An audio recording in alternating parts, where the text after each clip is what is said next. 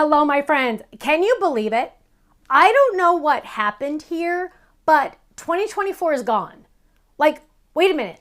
I don't even remember 2024. Is this insane or what?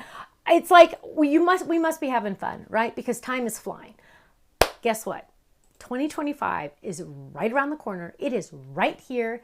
And we have an amazing year planned at the Stamps of Life.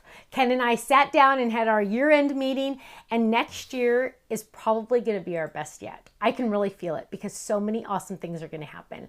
Let me just tell you, I am so excited about the future. I'm so excited about the new year, and we have so many awesome things that are going to happen that I cannot wait to share with you. I'm going crazy.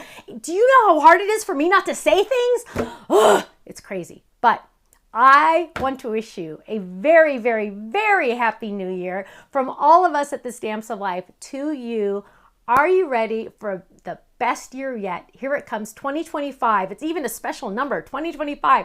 I can't wait. Hold your horses, keep your socks on, sit down and buckle that seatbelt, put your life jackets on because it's going to be a doozy. I will see you in 2025. Take care. Bye-bye.